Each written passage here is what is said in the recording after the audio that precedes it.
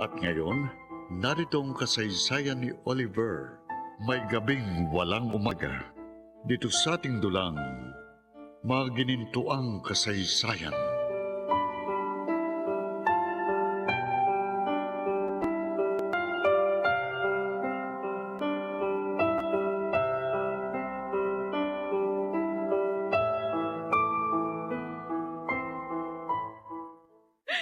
Diyos ko.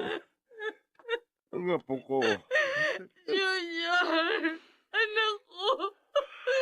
Hindi patay ang anak ko! Hindi! Hindi! Nagkaroon siya ng cardiac arrest. Ginawa namin ang lahat para ma-revive siya, pero nabigo kami. Hindi maaaring mamatay ang anak ko! Junior! Roselia, nawalan siya ng malay, Oliver.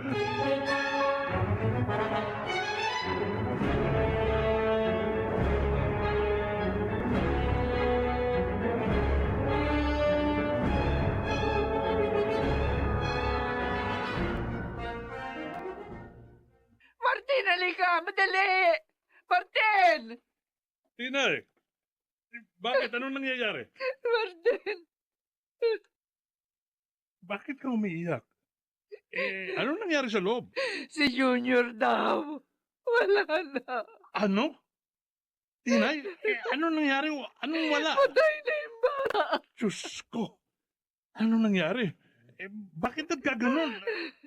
Hindi ba balita natin ligtas na si Junior? Ba't nagkaganon namatay? Nagkaroon daw ng cardiac arrest. Sinikap daw nilang iligtas. Pero, nabigo sila.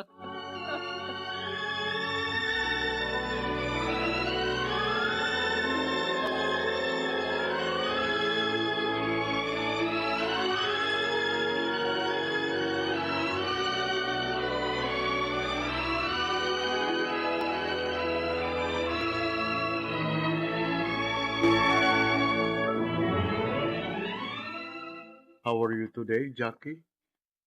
Getting better po, nurse. Very good. Kapag ganyan lagi, malapit ka nang makauwi.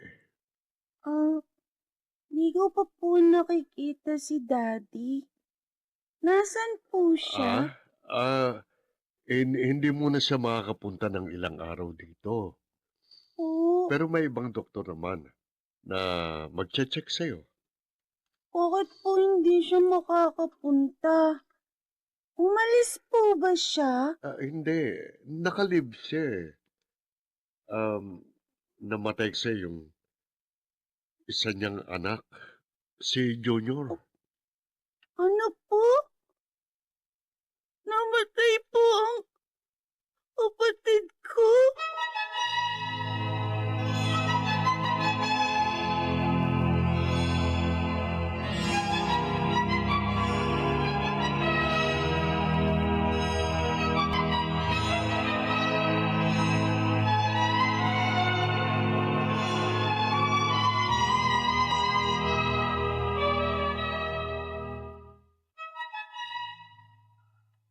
Oh, Diyos ko.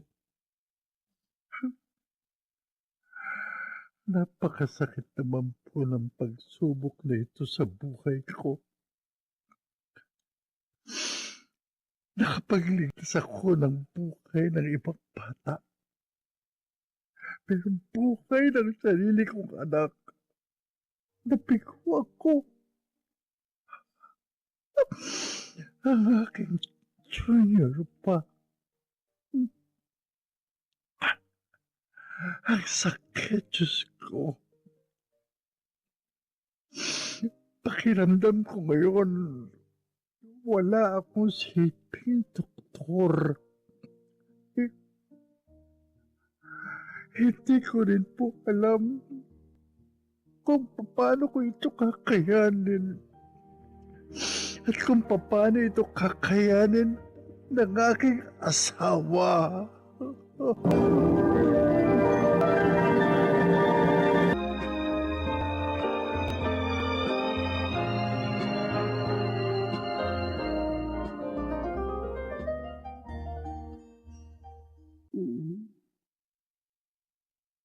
Yun ako.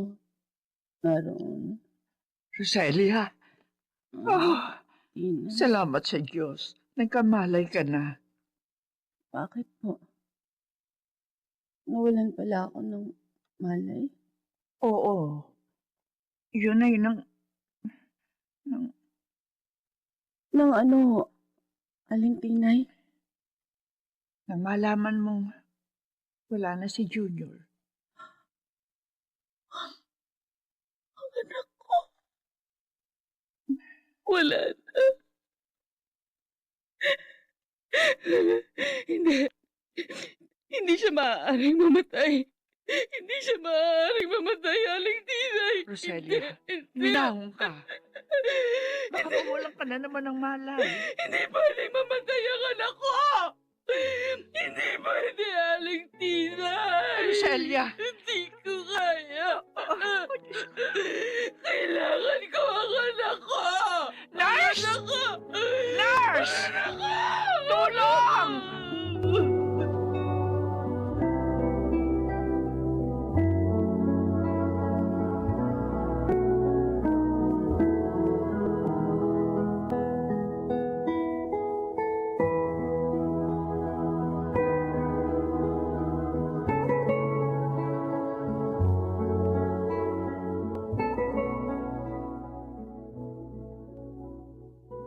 Oh my God! Hindi ako makapaniwala, Oliver. Ang anak mo, wala na. Napakasakit. Doktor ako, pero wala akong nagawa sa buhay ng sarili kong anak. Bro, alam naman nating lahat na ang mga manggagamot na tulad mo ay kasangkapan lamang ng Diyos. Siya ang nagliligtas at tunay na may-ari ng buhay ng tao. Si Paul, Si Roselia, si Tito Eleno, kumusta naman sila? malungkot din sila. Ang asawa ko,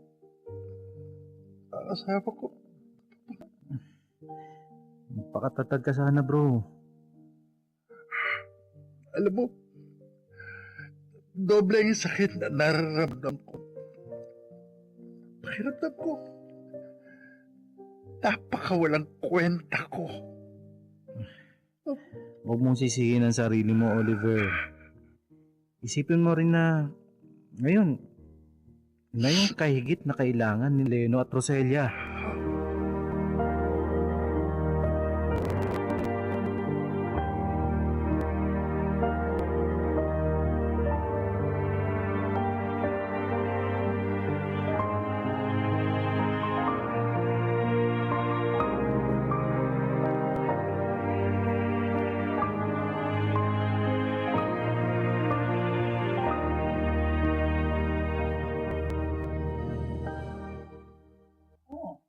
Jackie, anak, bakit mukhang matamlay ka? May masakit ba sa'yo? Tatawagan ko ang daddy mo. Wala pong masakit sa akin, Mami. Ha? Okay po ako. Oh, Nalulungkot lang po ako. bakit naman? Dapat nga, maging happy ka. Kasi, malapit ka nang lumabas dito. Kasi po, nalaman ko sa isang nurse ang nangyari kay Daddy. Huh? Naawa po ako sa kanya. Bakit? Anong nangyari? Sabi po, namatay daw po ang kapatid ko. Ha? Hindi po nakaligtas si Junior. Ha? Talaga?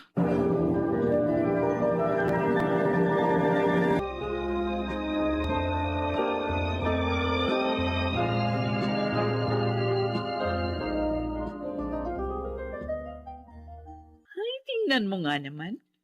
Umaayon sa akin ang pagkakataon. Namatay pala ang anak ni Oliver at Roselia. Geraldine, Oh, ano nangyayari sa'yo? ha? Bakit tumatawa ka mag-isa? Wala lang. Napakasaya ko lang, Leandro. Dahil nalaman ko kay Jackie, namatay pala ang anak ni Oliver. Alam mo na pala. Alam mo na rin? Kanina ko lang nalaman. Mula Mm. sa spy ko sa ospital. Oh. Umaayon sa atin ang pagkakataon, Leandro. Tama. Ngayon siguradong sobrang sakit ng damdamin ang dinaranas nila. Mhm. Kahit wala kang ginagawa.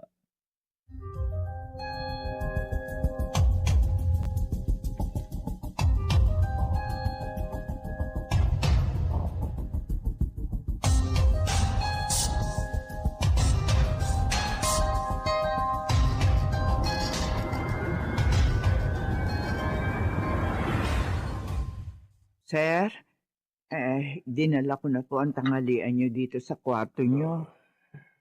Wala pa rin akong ganang kumain, Tinay. Pero sir, hindi pa ho kayo nag-almusal kanina. Kakain na lang ako pag nagutom ako. Alam ko naman sir, huwag kayong ganyan. Baka po magkasakit kayo. Ang apo ko,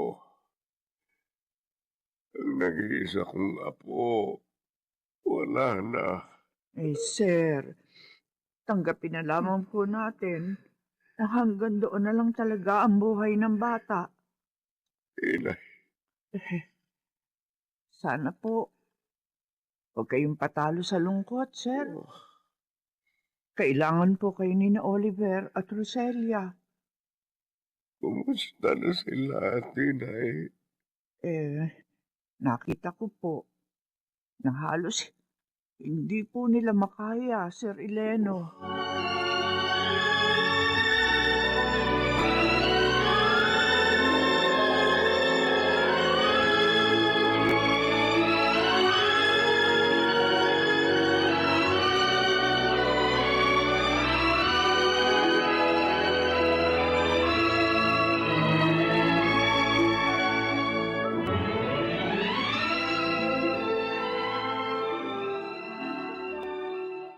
Ayun pa lang. Miss kita. Napakabata mo pa para mawala.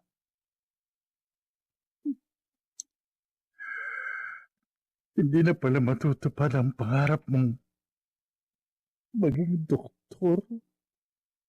Tulad ko. Anong ginagawa mo dito, Oliver? Rosel, Huwag mong hawakan ng kabaong ng anak ko. huwag ka namang magalit sa akin. Napakasakit din ito sa damdamin ko. Wala kang kwentang doktor. Hindi mo nailigtas ang sarili mong anak. Hindi ako may hawak ng buhay, Ang Roselia. sabihin mo, pinabayaan mo siya! Alam ng Diyos, hindi totoo yan! Wala kang kwentang ama!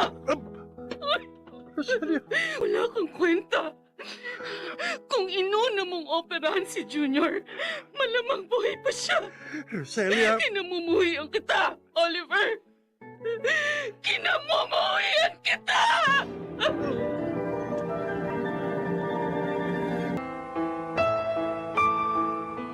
Ano pang magaganap kina Oliver at Roselia